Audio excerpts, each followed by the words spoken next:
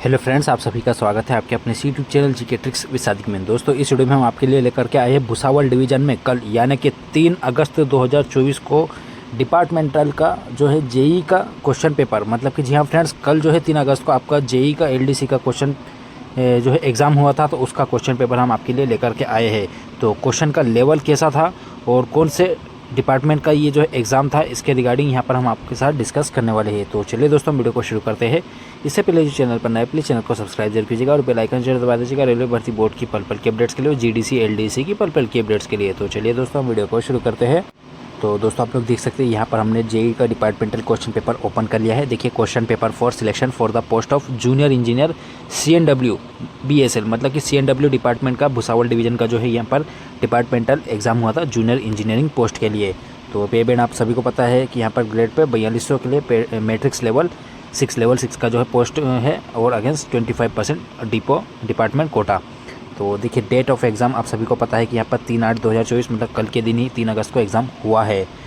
अब यहाँ पर बात करेंगे तो देखिए, यहाँ पर दिनांक 3/8 आपकी दे रखी है और 2 घंटे का क्वेश्चन पेपर था, जिसमें टोटल जो है 100 मार्क के क्वेश्चन थे, या फिर हम बोल सकते हैं कि टोटल 110 क्वेश्चन थे, जिसमें से आपके 100 तक तो नॉर्मली क्वेश्चन जो आपके डिपार्टमेंट से रिलेटेड और जो भी नॉर्मली अगर जीके या जीएस या मैथ्स के क्वेश्चन, लेकिन उसके बाद जो है 101 से लेकर के 110 तक है, टोटल 10 क्वेश्चन जो आपके राजभाषा से थे, तो वो ऑप्शनल थे। तो 110 में से आप कोई से भी 100 क्वेश्चन आपको अटेम्प्ट करने थे। इस तरह से आप देख सकते हैं, कोई भी 100 क्वेश्चन आपको अटेम्प्ट करने थे। तो यहाँ पर जब नीचे आएंगे तो देखिए, यहाँ पर आपको दे रखा है तो CNW डिपार्टमेंट का जूनियर इंजीनियर की पोस्ट के लिए यहाँ पर क्वेश्चन पेपर हमने ओपन कर लिया आप सभी के सामने।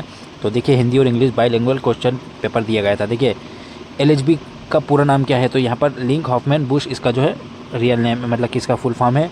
उसके बाद दे रखा है कि देखिए, साइड CBC के बीच की रेखा की अधिकतम ऊंचाई खाली वाहन के लिए रेल से ऊपर क्या है, तो इस तरह से दे रखा है। 1105 mm जो है इसका दिया गया है, जो कि आपके जो वैगन्स होती है, तो देखिए 2 वैगन्स के बीच में, मतलब कि जो जॉइंट होते हैं, तो इसी के बीच में जो यहाँ पर जो CBC वगैरह होती है, तो एडाप्टर वगैरह CBC और ड्राफ्टर वगैरह होते हैं, तो यहाँ पर से जो है एक जेक वगैरह या इस तरह से कुछ लगा करके उसको जो है मापा जाता है, जिसकी जो है डिस्टेंस कितनी है, 1105 mm की जो है हाइट होती है। इसके बाद ही देखिए, यहाँ पर अगला देख रखा है कि CBC के बीच की रेखा की न्यूनतम ऊंचाई भरे वाहन के लिए रेल से ऊपर क्या है, तो 1030 mm होती है।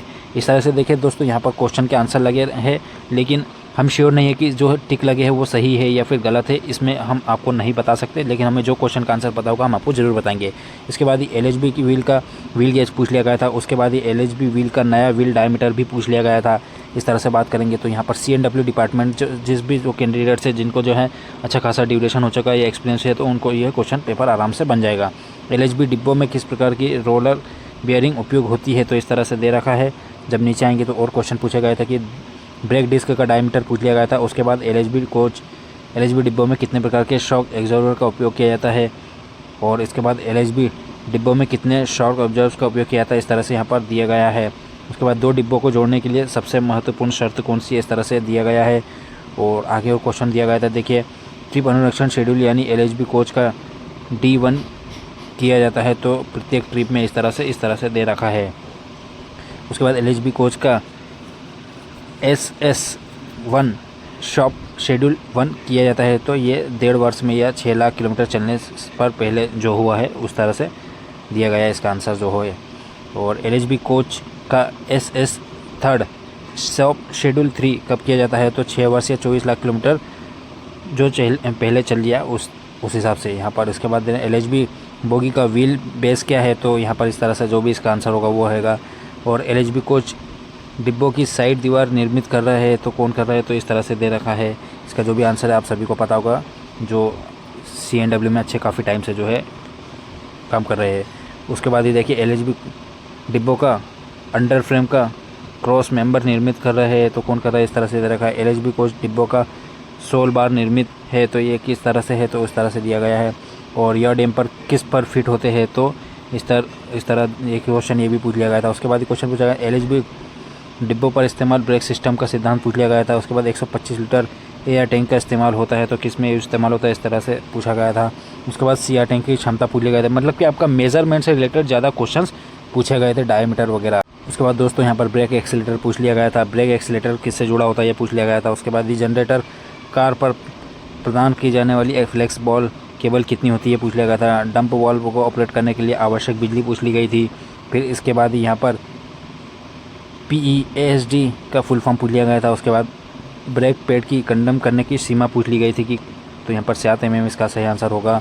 उसके बाद अधिकतम ब्रेक सिलेंडर प्रेशर किलोग्राम वर्ग सेंटीमीटर में है, तो ये मतलब इसका जो है प्रेशर पूछ लिया गया था। इसके बाद यहाँ पर ब्रेक डिस्क और ब्रेक पैड के बीच की अधिकतम गैप पूछ ली गई थी। फिर इसके बाद एक ब्रेक इंडिकेटर ग्रीन दिखाता है, इससे किससे पता चलता है, तो इस तरह से यहाँ पर कि ब्रेक्स इंडिकेटर रिलीज़ की स्थिति में अटक गया है, इस तरह से यहाँ पर दिया गया है। और यहाँ पर सर्विस एप्लीकेशन के दौरान ब्रेक अप्लाई होना चाहिए, तो उसका ड्यूरेशन पूछ लिया गया था। उसके बाद यहाँ पर ब्रेक बाइंडिंग के से रिलेटेड जो व्हील सेट पर भी एक डिस्क का मतलब पूछ लिया गया था।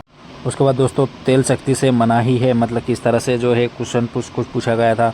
उसके बाद यहाँ पर WRA का फुल फॉर्म पूछ लिया गया था। और उसके बाद व्हील सेट पर शेलिंग का कारण क्या हो सकता है ये पूछा गया था। देन उसके बाद आपका ICF BMBS से रिलेटेड क्वेश्चन पूछ लिया गया था। मैं ब्रेक एक्सीलरेटर की संख्या कितनी होती है, इस तरह से जो है क्वेश्चन कुछ पूछा गया था।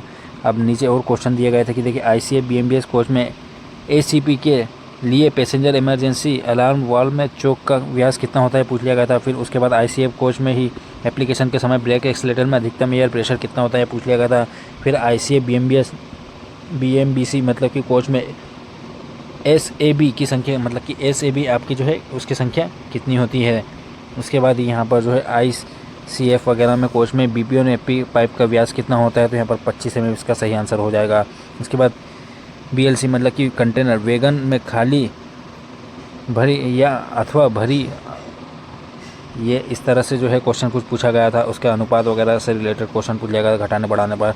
उसके बाद twin pipe air brake system से भी रिलेटेड एक क्वेश्चन पूछ लिया गया था। फिर बॉक्सर नेचर MBS वैगन में कितने MPM डिवाइस लगे होते हैं, तो इसका सही आंसर जो है 1 हो जाएगा। देन उसके बाद यहाँ पर हाइब्रिड कोच में किस प्रकार की कपलिंग होती है, इस तरह से क्वेश्चन पूछा गया था। एक क्वेश्चन ये भी पूछा गया था कि LHB कोच में किस प्रकार की कपलिंग लगाई जाती है, तो ICF हाइब्रिड वगैरह सबसे रिलेटेड क्वेश्चन पूछे गए थे। फिर BLC कंटेनर के बाद भी के यूनिट जो है इसका भी यूनिट वगैरह वैगन की संख्या वगैरह पूछ ली गई थी। फिर लोको पायलट द्वारा लोको से इमरजेंसी ब्रेक लगाने पर ब्रेक 1 कितने BP प्रेशर उपलब्ध कराता है, तो 0 किलोग्राम पर सेंटीमीटर स्क्वायर इसका जो है सही आंसर हो जाएगा। देन इसके बाद यहाँ पर क्लोज सर्किट से रिलेटेड एक क्वेश्चन पूछा गया था। इसके बाद यहाँ पर क्लोज सर्किट को मतलब कि देखो प्रारंभ स्टेशन से न्यूनतम तक कितना पावर प्रतिशत दिया जाता है, इस तरह से पूछा गया था। फिर उसके बाद प्रीलियम रेक वगैरह से संबंधित क्वेश्चन पूछा था। ARTT का पूरा फुल फॉर्म पूछ लिया गया था, ART का। और उसके बाद यहाँ पर SPART का भी फुल फॉर्म पूछ लिया गया था। फिर कोचिंग स्टॉक से रिलेटेड एक फीड पाइप का क्वेश्चन पूछा गया था। उसके बाद कोचिंग स्टॉक में ब्रेक पाइप से रिलेटेड एक क्वेश्चन पूछा गया था। फिर इस तरह से CBC का पूरा नाम पूछ लिया गया था। तो यहाँ पर जो है CBC का जो फुल फॉर्म होता है, तो यहाँ पर सेंटर बफर कपलर, तो ये CBC इसका जो है फुल फॉर्म हो जाएगा। उसके बाद दे रखा है एक कोच में कितने फीबा डिवाइस होते हैं, तो यहाँ पर जो है इसका सही आंसर 2 हो जाएगा। 2 फीबा डिवाइस होते हैं। फीबा डिवाइस में कौन सा प्रेशर स्प्रिंग के क्षतिग्रस्त होने पर कितना निकलता है, तो इस तरह से क्वेश्चन पूछ लिया गया था। फिर CC रेक का पूरा नाम पूछ लिया गया था, CC रेक का। और इसके बाद यहाँ पर GDR का पूरा फुल फॉर्म पूछ लिया गया था, तो इसका जो है गार्ड ड्राइवर रिपोर्ट मतलब कि B इसका सही आंसर हो जाएगा। और इसके बाद BPC का full form break power certificate का सही आंसर होता है, तो ब्रेक पावर सर्टिफिकेट D इसका सही आंसर हो जाएगा। इसके बाद यहाँ पर APCC का पूरा फुल फॉर्म पूछ लिया गया था। देन नीचे एक और क्वेश्चन पूछा है, मतलब कि फुल फॉर्म से रिलेटेड और डाया से रिलेटेड क्वेश्चन अच्छे खासे पूछे गए थे। उसके बाद ARME का फुल फॉर्म पूछ लिया गया था, तो इस तरह से यहाँ पर एक मैथ्स का क्वेश्चन पूछ लिया गया था। फिर उसके बाद यहाँ पर 450 सेबों में से 30% सड़े हुए तो कितने सेब ठीक है, तो यहाँ पर 450, तो 30% सड़े हुए तो मतलब 70% इसका सही है, मतलब कि अच्छे है। तो यहाँ पर इसका जो आप इस तरह से निकाल सकते हैं। 7 5 35, फिर हाथ के 3, तो यहाँ पर 7 का 28 3 31 315 इसके जो है सही आंसर हो जाएगा, मतलब कि 315 सेब सही है। उसके बाद यहाँ पर फिर एक क्वेश्चन यहाँ पर मैथ्स से क्वेश्चन पूछ लिया गया था कि एक व्यक्ति ने अपनी संपत्ति का 1/4 भाग अपनी पुत्री को दिया, 1/2 अपने पुत्र को दिया और 1/5 दान कर दिया, तदनुसार कुल कितना भाग दे दिया है, तो यहाँ पर इनको सबको जोड़ लेना, 1/4 1/2 प्लस 1/5, तो इसका जो है आप LCM निकाल लीजिएगा। तो यहाँ पर इसका LCM 20 आ जाएगा, और यहाँ पर 5 और यहाँ पर 10 और यहाँ पर 4, तो 4 5 9 और 10 मतलब कि हो जाएगा 19/20। इस तरह से आप देख सकते हैं। तो यहाँ पर जो है 19/20 इसने भाग दे दिया है। देन इसके बाद यहाँ पर जो है आपका ये सिंपल सा आपका जो है प्लस करने का क्वेश्चन आया था, एक इसके किसके बराबर हो जाएगा, तो इसको सॉल्व करना था आपको। उसके बाद रेलगाड़ी से क्वेश्चन पूछा, एक डी बराबर एस टी मतलब कि समय दूरी वगैरह से क्वेश्चन पूछा गया था। 18 मीटर लंबी एक रेलगाड़ी 20 सेकंड में बिजली के खंभे को पार करती है, तो रेलगाड़ी की चाल वगैरह पूछ ली गई थी इस तरह से। फिर कक्षा में 15 लड़कों की औसत देखिए एवरेज से भी यहाँ पर क्वेश्चन पूछ लिया गया था आपका, और एवरेज वैल्यू वगैरह सा था। उसके बाद 22 लोगों के बीच इतना मतलब की राशि दी जाती है तो समान रूप से बांटी जाए तो प्रत्येक व्यक्ति के पास कितनी आती है, तो इसके डिवाइडेड में 22 करना था, इसको डिवाइड करना था, और जितना भी इसका सही आंसर आता आपको उसका आंसर निकालना था। उसके बाद 220 का 15% निकालना था, तो 220 का 15% आप सिंपल से निकाल सकते हैं। 15 बटे यहाँ पर 100 हो जाएगा, तो ये कट जाएगा, ये हो जाएगा 2 5 10, 2 एकम 2, ये 5 या 15, तो 11 या 33 इसका सही आंसर हो जाएगा ऑप्शन ए। उसके बाद ही इनको सिंपल सा जोड़ लेना था। उसके बाद आपको जो है द शेप ऑफ द देखो हवाई जहाज़ का आकार कुछ इस प्रकार होता है, तो पक्षी की तरह होता है, इस तरह से आप देख सकते हैं। फिर उसके बाद यहाँ पर कमरे का तापमान आपका तरल धातु पूछ लिया था कमरे के तापमान पर, तो कमरे के तापमान पर जो सिंपल सी तरल धातु होती है तो वो पारा होती है, ऑप्शन ए इसका सही आंसर हो जाएगा। उसके बाद यहाँ पर वह धातु जो कमरे के तापमान पर तरल होती है अधातु, तो देखिए धातु में पारा होती है और अधातु में आपकी हो जाएगी ब्रोमीन, इस तरह से आप याद रखिएगा। देन क्योंकि यहाँ पर देखिए धातु में 2 अक्षर है इसलिए जो है 2 अक्षर का पारा है, और अधातु में 3 अक्षर है तो यहाँ पर 3 अक्षर का ब्रोमीन है, इस तरह से आप याद रखिएगा। उसके बाद ही वह धातु जिसे चाकू से आसानी से काटा जा सकता है, तो सोडियम और पोटेशियम, सोडियम और पारा इस तरह से यहाँ पर दिया है, तो सोडियम और पोटेशियम इसका जो है सही आंसर हो जाएगा। उसके बाद दोस्तों एक क्वेश्चन दिया था प्लास्टिक का तार है, तो प्लास्टिक का तार एक प्रकार से किस तरह से है, तो एक इंसुलेटर की तरह, मतलब कि प्लास्टिक में अगर आप विद्युत का प्रवाह करवाना चाहे तो नहीं हो सकता है, तो इसलिए जो है इसका सही आंसर एक इंसुलेटर एक जो है कुचालक की तरह व्यवहार करेगा। तो लोह धातुओं और कॉपर और एल्यूमिनियम मिश्र धातु की वेल्डिंग के लिए कौन सी लोह उपयुक्त होती है, तो इस तरह से यहाँ पर दिया गया है। अगला क्वेश्चन एक और पूछा गया था, PRE में मीटिंग मतलब रेलवे बोर्ड स्तर पर एक बार PREM बैठक होती है, तो इस तरह से क्वेश्चन दिया गया था। उसके बाद निम्न में से किस पास का उपयोग रेलवे में नहीं किया जाता है, तो प्लेटिनम पास, गोल्ड पास, सिल्वर पास, ब्रॉन्ज पास, इस तरह से क्वेश्चन दिया गया था, इसका आंसर आपको जो है लिखना था। इसके बाद एक क्वेश्चन ये दिया गया था किसी भी कोच की सघन सफाई कितने अंतराल पर होती है, फिर पेंट्री कार का परिवहन कोड क्या होता है, इस तरह से दे रखा है। और नीचे आएंगे तो मानव जीवन से जुड़ी दुर्घटना की जांच किसके द्वारा की जाती है, इस तरह से दे रखा है। और यहाँ पर नीचे आएंगे तो देखिए यहाँ पर और क्वेश्चन दिया गया है कि UST परीक्षण किस दोष का पता लगा रहा है, तो जो इंटरनल क्रैक होता है उसको जो है ध्यान में मतलब कि उसके लिए UST का जो है टेस्ट किया। तो देखिए दोस्तों यहाँ पर जो आपका व्हील होता है और व्हील के बीच में देखिए आपका जो है एक्सल जब चलता है, तो इसमें जो है यहाँ पर जो आपकी प्लेट्स या बियरिंग वगैरह लगी रहती है, तो उसको जो है UST परीक्षण करके यहाँ पर इंटरनली जो है इसका क्रैक वगैरह का पता किया जाता है कि कोई जो है क्रैक तो नहीं है व्हील वगैरह में, इस तरह से उसके एक्सेल वगैरह में। आगे दे रखा है देखिए कम उपयोग वाली श्रेणियों के कोच का कोडल जीवन कितना है, इस तरह से दे रखा है। फिर उसके बाद ICF RCF कोच के नए पहिए का व्यास पूछ लिया गया था। इसके बाद यहाँ पर क्वेश्चन दिया गया था ICF कोच की वायु भंडार AR की क्षमता कितनी होती है, तो 200 लीटर होती है। इसके बाद BP का पूर्ण रूप पूछ लिया गया था, तो BP का जो आप सभी को पता है कि ब्रेक पाइप जो है इसका सही आंसर हो जाएगा। इसके बाद यहाँ पर ट्विन पाइप प्रणाली में AR का दबाव पूछ लिया गया था, तो 6 किलोग्राम पर सेंटीमीटर क्यूब स्क्वायर होना चाहिए। इसके बाद यहाँ पर आरंभिक स्टेशन पर मेल एक्सप्रेस ट्रेन के लिए ब्रेक पावर प्रतिशत कितना होना चाहिए, तो 100% ही होना चाहिए, आप सभी को पता है। उसके बाद कट ऑफ एंगल कोक को फीड किया जाता है, तो BP और FP दोनों पर मतलब कि फीड किया जाता है। इसके बाद दे रखा है कि देखिए LHB कोच की सिंगल कार टेस्टिंग में वायु रिसाव की दर अधिक नहीं होनी चाहिए, इस तरह से क्वेश्चन दिया गया था। अगला एक और क्वेश्चन दिया गया था असंवेदनशील परीक्षण के दौरान ब्रेक नहीं लगाना चाहिए, तो 60 सेकंड के।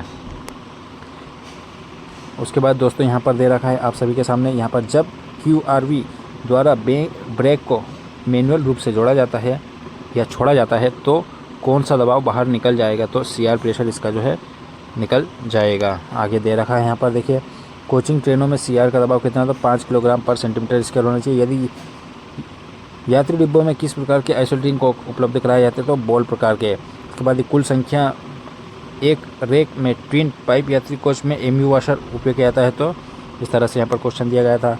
फिर एक क्वेश्चन दिया गया था कि केसनप बॉगी के साइड फ्रेम कॉलम घर्षण प्लेटों के किस प्रकार के जो स्टील का उपयोग किया जाता है, तो यहाँ पर इस तरह से क्वेश्चन दिया गया था। इसके बाद एयर ब्रेक प्रणाली में जोड़ों को किस प्रकार के टेप से कस दिया जाता है, तो टेफ्लॉन टेप से कस दिया जाता है। फिर BG वैगन पर चलने वाले अणु में अधिकतम सपाट कितनी होती है, तो 60 mm की जो होती है। इसके बाद क्वेश्चन दिया गया था कि देखिए व्हील गेज क्या मापता है, तो व्हील गेज जो है इस तरह से एक ही दूरी पर दो पहियों की फ्लेंज के बीच की दूरी को मापता है। उसके बाद दोस्तों एक और क्वेश्चन पूछा गया था कि यहाँ पर 100वां क्वेश्चन, केसनप ट्रॉली बोगी में कितने साइड फ्रेम लगे होते हैं, ये क्वेश्चन पूछ लिया गया था। फिर उसके बाद 101 से 110 तक जो आपके क्वेश्चन पूछे गए थे वो आपके राजभाषा से पूछे गए थे। देखिए राजभाषा से रिलेटेड क्वेश्चन देखिए, द्रविड़ कुल को छोड़कर भारत की सभी भाषाओं का विकास किस भाषा से हुआ, तो संस्कृत से हुआ है। इसके बाद यहाँ पर खड़ी बोली कहाँ बोली जाती है, तो इस तरह से जो आपको देख लेना है। फिर उसके बाद बोलने वालों की संख्या के अनुसार विश्व में हिंदी का स्थान क्या है, तो चौथा इसका सही आंसर हो जाएगा। फिर इनमें से किसने ब्रज भाषा में साहित्य की रचना की है, तो आपके उसके अकॉर्डिंग यहाँ पर आंसर देना था कि किसने ब्रज भाषा की रचना, साहित्य की रचना की है ब्रज भाषा में। उसके बाद इनमें से किसकी रचना अवधी भाषा में लिखी गई है। फिर निम्न में से कौन सी रचना खड़ी बोली की है, इस तरह से दिया गया है। खड़ी बोली के प्रथम प्रसिद्ध कवि कौन थे, आपको इसके अकॉर्डिंग आंसर लिखना था। फिर 108वां क्वेश्चन पूछा गया था, भारतीय भाषाओं की उत्पत्ति मूलतः किस प्राचीन भाषा से हुई है। उसके बाद एक और क्वेश्चन दिया गया था, विश्व हिंदी दिवस 10 जनवरी को मनाया जाता है क्योंकि इस दिन पहला विश्व हिंदी सम्मेलन आयोजित हुआ है। हिंदी से मतलब इस तरह से क्वेश्चन का ऑप्शन दिए गए थे, आपको अकॉर्डिंग लिखना था। उसके बाद महात्मा गांधी अंतर्राष्ट्रीय हिंदी विश्वविद्यालय कहाँ पर स्थित है, तो इस तरह से यहाँ पर दिया गया है कौन से देश में स्थित है। अब दोस्तों ये क्वेश्चन पेपर आपको हमारे टेलीग्राम ग्रुप पर मिल जाएगा, जिसकी लिंक मैं आपको वीडियो के डिस्क्रिप्शन बॉक्स में दे दूंगा। तो हमारे टेलीग्राम ग्रुप से जुड़ करके आप इस PDF को डाउनलोड कर सकते हैं, देश में स्थित है। तो दोस्तों इस तरह से आप देख सकते हैं कि भुसावल डिवीज़न में यहाँ पर डिपार्टमेंटल LDC का जो है एग्ज़ाम पेपर हुआ था, और जिसे हम बोल सकते हैं कि यहाँ पर JEE का जूनियर इंजीनियर का क्वेश्चन पेपर हुआ था CNW डिपार्टमेंट का। तो आई होप कि यहाँ पर जो है CNW डिपार्टमेंट से जो भी कैंडिडेट्स हैं उनको यहाँ पर क्वेश्चन समझ में आ गए होंगे, और जिन्होंने अच्छा खासा यहाँ पर CNW में अपना जो है सर्विस कर ली है तो उनको यहाँ पर क्वेश्चन के आंसर भी पता होंगे। तो जिस भी कैंडिडेट्स के ये पेपर हुआ तो प्लीज़ हमें कमेंट सेक्शन में ज़रूर बताएगा कि उन्होंने ये जो है सर्विस क्राइटेरिया प्रॉपर करने के बाद यहाँ पर जो उनका JEE का एग्ज़ाम हुआ तो वो इसमें एलिजिबल थे। तो दोस्तों ये JEE का क्वेश्चन पेपर था भुसावल डिवीज़न का, जो कि हमने आपके साथ शेयर कर दिया है। अगर आपकी फिर भी कोई क्वेरी है तो हमें कमेंट सेक्शन में पूछ सकते हैं। तो आई होप कि आपको वीडियो पसंद है। वीडियो अगर पसंद आए तो लाइक कीजिएगा और चैनल को सब्सक्राइब जरूर कीजिएगा। दोस्तों मिलते हैं फिलहाल इस वीडियो में, मिलते रखेंगे नेक्स्ट वीडियो में नेक्स्ट के साथ मिलेंगे, तब तक अपना ख्याल रखिए। Okay bye friends.